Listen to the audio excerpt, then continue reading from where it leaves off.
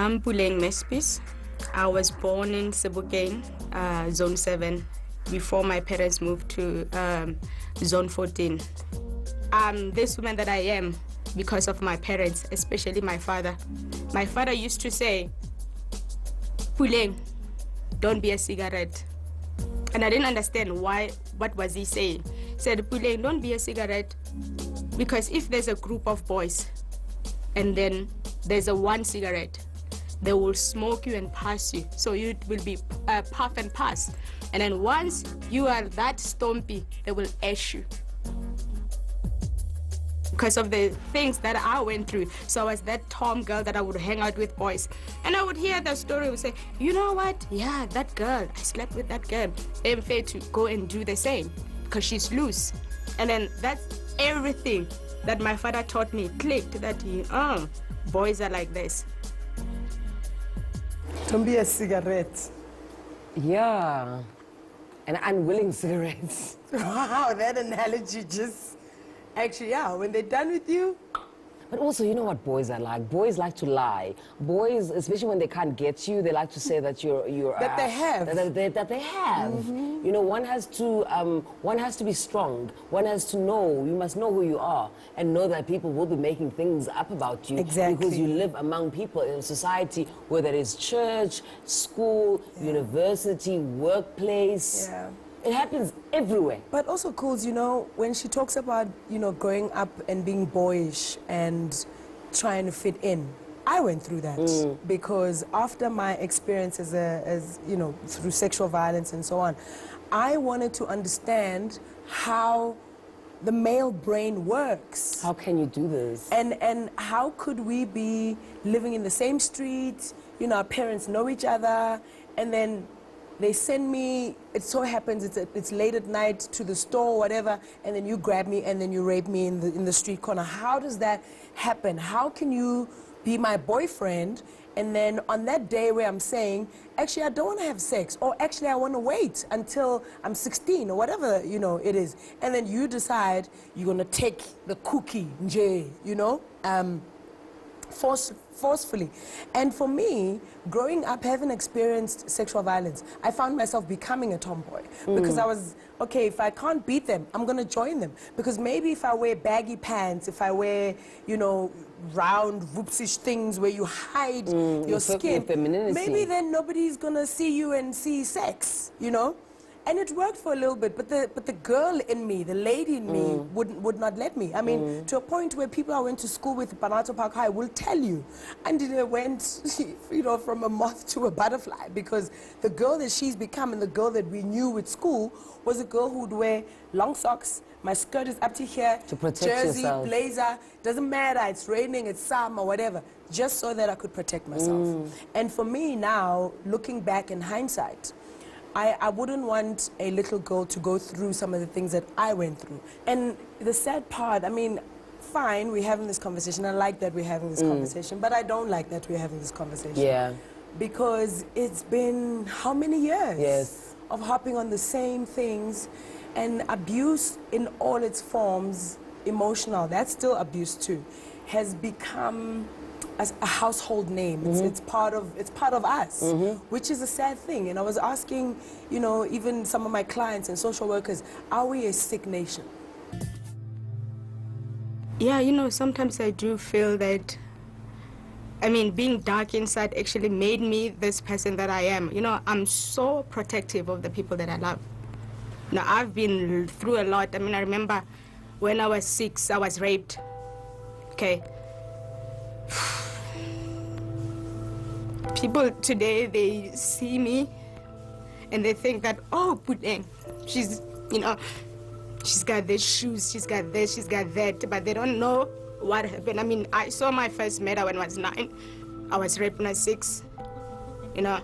But because of the strength and the support I got from my family, we actually overcome that. And then I'm very, very protective of my siblings, especially my sisters. I was raped because my parents, they sent me to a store to buy maize meal. And then it was around about 4, it was summer. It was around about 4. And then, because I grew up in a community where I regard everybody who was older than me as my parents, you know. So this guy, when he called me and said, "Hi, are you going to the store?" I said, "Yeah, I'm going to the store." He said, "Come here, go and buy me this and then bring whatever." So I went there, and then when I went to give this guy whatever he told me to buy, he actually raped me. And he told me that if you go and tell your parents, I'm gonna come and kill everybody. So I didn't tell my mother when I got home. I just went straight to bed. And then the following day, when I was supposed to go to school, my mother was trying to bath me. And then he saw that my panties were bloody. And she asked me, I said, "Puleng, what happened?" I said, "I'm not gonna talk about it because this guy said he was gonna kill all of us." And I remember the change in my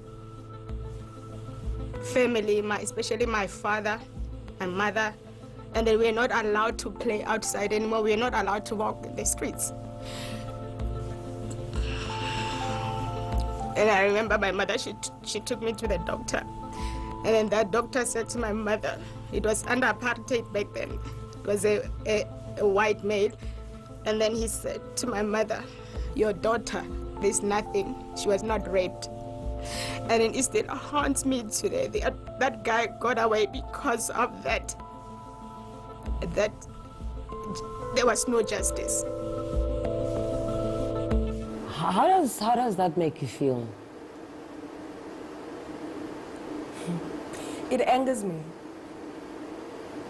It angers me because this happened to Puleng all those years ago. She says this was during apartheid.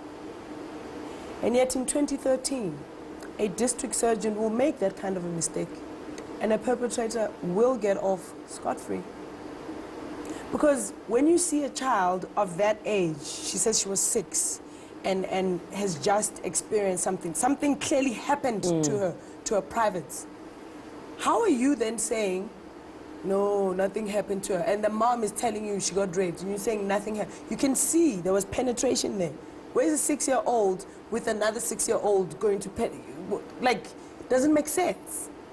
And for me, the sadness becomes our system, our justice system, still failing people even now. You know, I've had too many cases to mention, even cases that involve officials, the police, that would do things and rape kids. Or like this one client ran away from KZN because her cousin was repeatedly raping her. She got on a train to Joburg, didn't know anybody in Joburg, didn't know where she was gonna go, got off Park Station. Somebody took her and dropped her off wherever. Oh, close to a police station. She gets to a police station. The cop there, instead of taking a statement, giving her a cell or whatever to sleep overnight and taking her to a shelter, takes this kid, I'm not gonna break down, takes this kid to a police barracks, where for the next 7 days, he goes in at lunch, in the morning, in the evening, and he repeatedly rapes this kid. And when he was done, takes this kid, drives her, leaves her some township somewhere. A guy finds her in the street, picks her up, rapes her again, leaves her at another place for dead. I don't even remember how she got to my office back in those days. If that kid didn't go crazy, I remember she got the therapy, and that's the thing about things like this. People think getting raped today means you go for therapy for the next month or... And then you're fine. No. Because you could see it was as if it happened yesterday. Look at me. My rape happened when I was 11. But every time I hear stories like this, it takes me straight back to that place. It's a lifetime's worth of work. What is one to do? I always think about the sense of ubuntu. She says that she saw when she walked towards the older man, she saw him as one of the uncles. This is coming from the child. Yes, yes. But that's the thing, is that ubuntu says to us, any adult around you is your parent. So when they ask you to go buy whatever in the store, as a kid, a little boy, similar thing happened. Alex, young boy. I was shocked. I was doing school tours. This boy stood up, primary school, took the microphone because I was asking for a definition of rape, and they were all giving me different things. And this boy said, I'm being sodomized. And the entire primary school laughed, not because they understand what he was saying. They don't know what sodomy is. But because he stood and he said something. Because I found out when I asked everybody else, they don't know. And then I asked him. And then he says, yeah, that's when an older guy sleeps with you in your bum. How did it happen? My mom sent me to the store. And the older guy from next door. This is a repeatedly recurring, and the MO is the same. It's almost like rapists in South Africa are on speed dial to each other. In every province, this is what you say, this is what you do. It's enough. It's just enough. You and I have been in this industry forever. And you know the things that go on, some good, some bad. This person wants to bring you down, everything that we've been through. What gets you? Why are you still standing in 2013? I remember talking to my mother about the first time I tried to kill myself, and she said that those were white problems. She said, wow. She said they were white problems. Of course, I tried it again and again. That's another Never topic succeeded. for another day, because I still have the scars. There. Yeah, they say, I cut myself. Yeah, we clearly both did the wrong way. Yeah, no, I didn't succeed. Yeah, we're still here. And I think we're here because we're strong, and we have to be here. There's a reason we're here. We have to empower many, many people.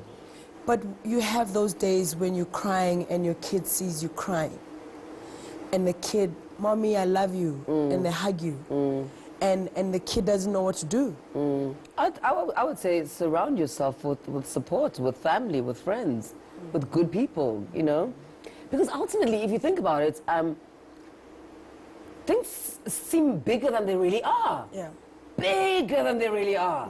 I mean, I remember once sitting in the garage crying. And my son's like, he came back from school, he's like, what's wrong? The car won't start. The battery's flat. And he turned around and he said, why don't you just call the AA? And you know, just like simple things sometimes become major. But, you know, I cope.